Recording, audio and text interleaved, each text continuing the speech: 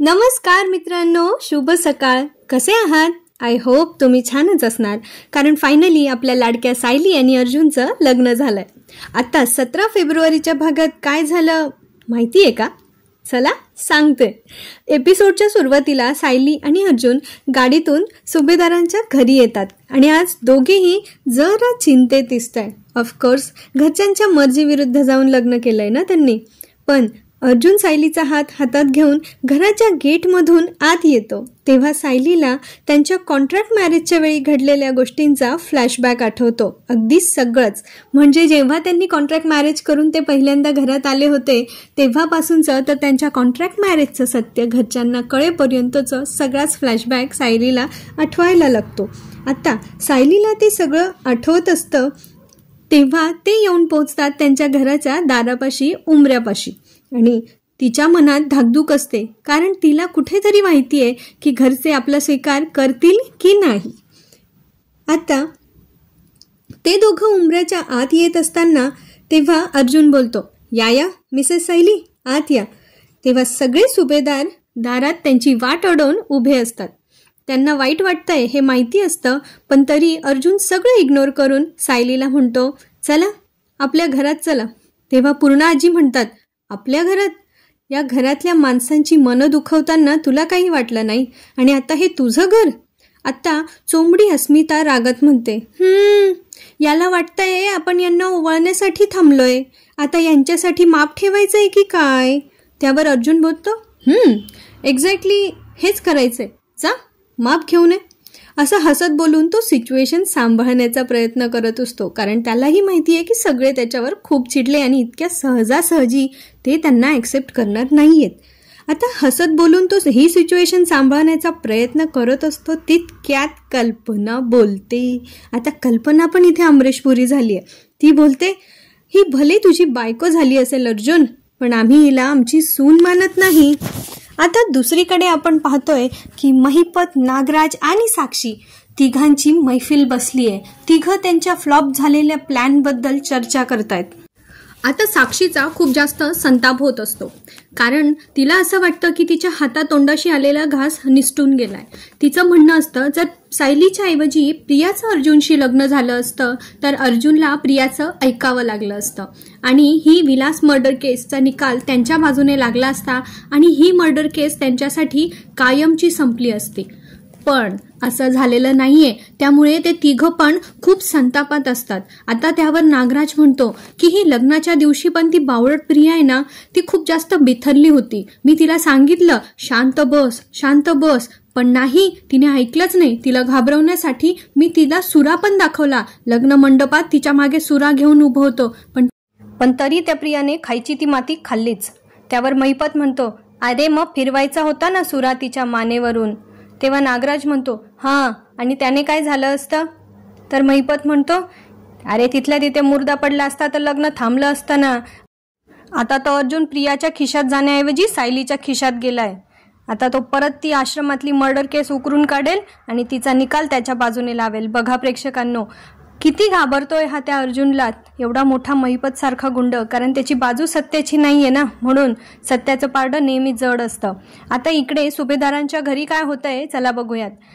आता इकडे प्रतापराव नेहमीपेक्षा जरा जास्तच बोलतायत. ते अर्जुनला म्हणत असतात की ही मुलगी या घरात राहू शकत नाही आणि हा निर्णय आम्ही सगळ्यांनी मिळून घेतलाय. त्यावर अर्जुन त्याच्या स्टाईलने म्हणतो, हा तुमचा फायनल डिसिजन आहे dad. Okay, as you wish, fine, bye. असं म्हणून तो सायलीला घेऊन तिथून निघत असतो.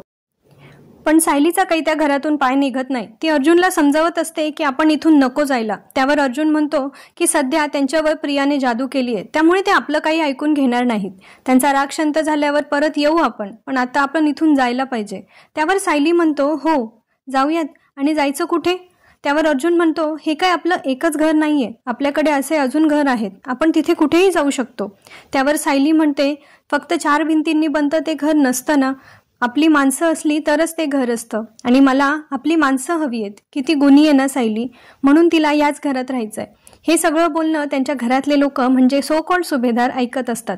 आता अश्विन आतमध्ये जाऊन अर्जुनची बॅग घेऊन येतो आणि अचानक अमरीशपुरी झालेले प्रतापराव ती बॅग घेऊन अर्जुनकडे येतात आणि म्हणतात की हे घे तुझं गरजेपुरतं सामान आहे, आता तुम्ही इथून निघा. जवळजवळ त्यांना हकलून लावलेलं आहे घरातल्यांनी. पण आता सायलीने पण दृढ विश्वास केलाय की राहील तर ह्याच घरात राहील. आणि ती अर्जुनला सांगत असते की आपण आपला संसार थाटायचा आहे ना, पण दुसरीकडे नाही तर इथेच. तर अर्जुनला तेव्हा थोडासा शॉक बसतो आणि अर्जुन म्हणतो, कुठे? इथे अंगणात, ग्राउंडमध्ये? तेव्हा सायली म्हणते, हो इथेच. आता त्यांनी काय आयडिया केली आहे माहिती आहे का? तर त्यांनी आता एक तंबू बनवला आहे आणि त्याला साड्यांनी कव्हर केलं आहे. आणि हा तंबू त्यांनी थेट सुभेदारांच्या अंगणात म्हणजे त्या लॉन्समध्येच उभारला आहे. विचार करा मित्रांनो, त्यांना हे दोघं घरात नको आहे म्हणजे डोळ्यासमोरही नको आहे आणि हे थेट अंगणातच त्यांचं वास्तव्य मांडताय. आता हे असं म्हटल्यावर त्या घरातल्या लोकांनी तरी काय करावं पुढे? आता या महिपतच्या गँगला काही आज झोप लागणार नाहीये. त्यांचा नुसता जळफळाट होतोय. आणि ते आता महिपत सांगतो, लाव तिला फोन, लाव तिला, बोलव इकडे त्या प्रियाला. आता साक्षीने प्रियाला फोन केलाय. आता प्रियाने घाबरत त्या साक्षीचा फोन उचललाय, कारण तिला माहिती आहे आपण जी माती खाल्ली आहे ना त्याच्यामुळे आज आपली चांगली चंपी होणार आहे. आता प्रिया तिच्याशी बोलते, हॅलो. तिकडून नागराज तिच्याच सारख्या आवाजात म्हणतो, हॅलो. आता महिपत इकडे म्हणत असतो, अरे मला वाटलं तू अर्जुन सोबत हनीमून सेलिब्रेट करत असणार, पण तुझं तर अर्जुन सोबत लग्नच झालं नाही ना, मग कसा करणार तू हनीमून? त्यावर प्रिया म्हणते, कशाला जखमेवर मीठ चोळताय? तर महिपत म्हणतो, अजून तुला जखमा केल्याच नाहीयेत, नाहीतर अशा कुठे कुठे कशा जखमा होतील ना, तुला बघायचं असेल तर आत्ताच्या आत्ता इकडे ये. त्यावर प्रिया जाम घाबरते आणि तिची बोलती बंद होते. ते पण महिपतला कळतं आणि तो म्हणतो, काय बोलती बंद झाली का तुझी? दातखिळी बसली का? चल आत्ताच्या आत्ता इकडे भेटायला ये. त्यावर ती म्हणते, मला ना जरा बरं वाटत नाहीये, थोडा ताप आलाय आणि खोकला पण येतोय, मला बरं वाटलं की येते आम्ही भेटायला. त्यावर महिपत जाम चिडतो आणि तिला म्हणतो, आत्ताच्या आत्ता भेटायला ये, नाटकं करू नको. आणि मग साक्षी म्हणते, तू इकडे ये, तुझा सर्दी खोकला ताप सगळं आम्ही बरं करतो. जाम मज्जा आहे बाबा आज. आता त्या प्रियाची चांगलीच फजिती होणार आहे. चुकीच्या लोकांची संगत अशीच वाईट असते मित्रांनो. आता इकडे सायली आणि अर्जुन यांना घराबाहेर तर काढून दिलंय, पण मग त्यांना राहण्यासाठी सोय करावी लागणार आहे. तर ते त्यांचा छानसा तंबू, ज्याला सायली घर म्हणते, ते बांधत असतात आणि त्याला छानपैकी रंगबेरंगी साड्या त्यांनी लावलेल्या असतात. आता त्यावर अर्जुन म्हणतो, हे सगळं करायची काय गरज आहे? आपले एवढे फ्लॅट आहेत, त्यापैकी एखाद्या फ्लॅटवर आरामात राहता आलं असतं ना. त्यावर सायली म्हणते, कोणाच्या घराला असतात का एवढ्या रंगबिरंगी भिंती? त्यावर अर्जुन म्हणतो, हो असतात ना, सर्कशीच्या तंबूला. कसं पण ना, म्हणजे किती ट्रॅजेडिक मुवमेंट आहे त्यांच्यासाठी, पण ते दोघं म्हणजे एन्जॉय करताय, मानलं पाहिजे गड्या. खरंच आपला आवडतं व्यक्ती आपल्या सोबत असलं ना, तर आपला कसाही आपली परिस्थिती असली ना तरी त्यात आपण मजेत राहतो. आता ही त्यांची गंमत सगळी अस्मिताने बघितलेली आहे आणि अस्मिता घरातल्या सगळ्यांना आवाज देते, मम्मा, पप्पा, अश्विन, अरे इकडे या, हे बघा, हे दोघं हे काय करताय? आता ते सगळे ते बघून अवाक होतात आणि मग प्रतापराव म्हणतो, हा अर्जुन वेडा झालाय आणि हा काहीही करतोय.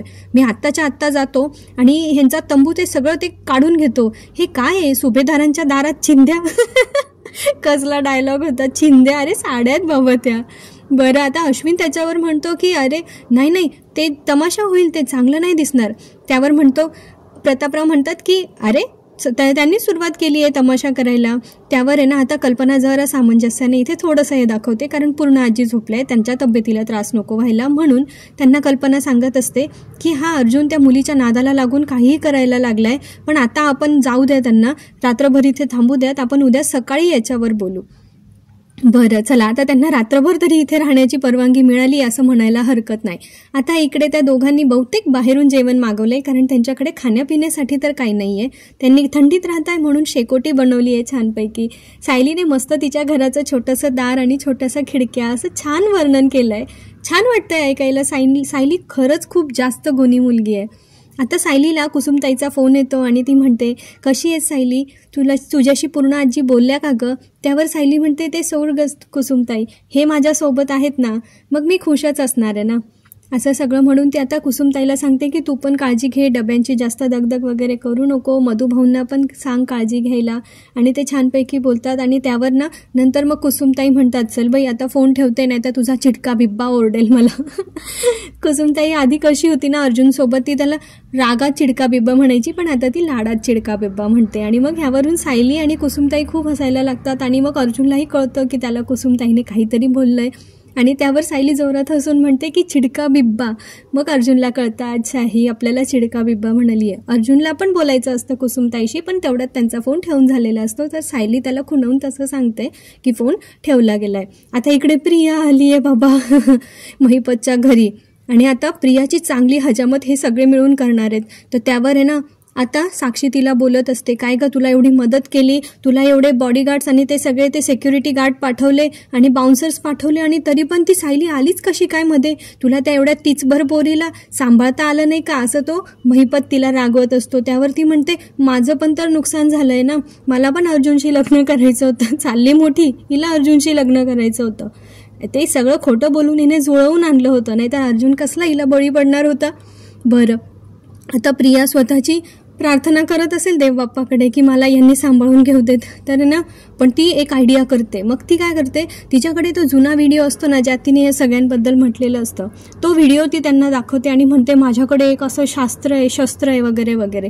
पण आता तिला महिपत म्हणतो शस्त्र काय तुझं शस्त्र, चल तुला एक धारदार शस्त्र दाखवतो. आणि तो काढतो तिची लहानपणीची पोटली, ते गाठोडं ज्याच्यामध्ये प्रियाच्या सगळ्या लहानपणीच्या वस्तू आणि तिचा फोटो असतात. आणि मग ते सांगतात की जर हा फोटो आम्ही मधुभाऊंना दाखवला तर त्यांना हे सांगायला काहीच वेळ लागणार नाही की ही तन्वी नाही तर लहानपणीची प्रिया आहे. आणि तन्वीला सगळ्या सुभेदारांनी लहानपणापासून बघितलंय, त्याच्यामुळे ते एका मिनिटात ओळखतील की सायलीच खरी तन्वी आहे आणि तू खोटी असते. त्यावर तन्वीला पण आता जाम घाम फुटायला लागतो आणि नागराज त्या तन्वीच्या फोटो मागे त्याची तारीख जी लिहिलेली असते, जी मधुभाऊ लहानपणी ते मुलं सापडल्यानंतर लिहायचे, ती पण त्यांना दाखवायला लागते. सांगतो की दादा वहिनीचा ज्या दिवशी ऍक्सिडेंट झाला होता ती तारीख आणि तू त्यांना सापडण्याची तारीख ही जर एकमेकांशी जुळली नाही तर काय होईल याचा विचार तू कर. आता तन्वी जाम घाबरली आहे त्या सगळ्यांना. इकडे सायली आणि अर्जुन यांनी जेवण मागवलंय आणि ते जेवायला बसलेले असतात. पण सायली कुठेतरी मनात दुःखी असते कारण ती एकटी जेवत असते. एकटी म्हणजे अर्जुन जरी सोबत असला तरी तिला फक्त अर्जुन नकोय, तर त्याच्याशी जोडली गेलेली सगळी नाती पण सोबत हवी आहेत. म्हणून सायली कुठेतरी दुःखी आहे असं अर्जुनला जाणवत असतं. आणि मग तो मनाशी निर्धार करतो की सायलीचा जो हक्क आहे तो तिला मिळवूनच राहील, कारण त्यांचं प्रेम मिळवण्यासाठी सायली खूप जिद्दीने उभी राहिली होती. आणि आता अर्जुन तिला मनातल्या मनात प्रॉमिस करतोय की आता माझा टर्न आहे आणि मी तुम्हाला तुमचे सगळे अधिकार आणि त्या घरातली तुमची जागा नक्की परत मिळवून देणार. अर्जुनने मनाशी निश्चय केल्यावर म्हटल्यावर काय, आता अर्जुन त्यासाठी नक्की प्रयत्न करणार. आता त्यासाठी अर्जुन काय काय प्रयत्न करतो आणि त्या दोघांशी आता घरातले कधी किती दिवसांपर्यंत अबोला धरून ठेवतात हे बघणं मनोरंजक ठरणार आहे. त्यासाठी पुढील भाग बघणं पण तेवढंच गरजेचं आहे. तर पुढील भागात काय होईल असं त्यांनी आपल्याला उत्सुकतेने दाखवलंय की अर्जुन आता सायलीला घेऊन पुन्हा उंबरठ्यापर्यंत येत असतो आणि पुन्हा ते लोक सगळे त्यांना तिथेच थांबवतात.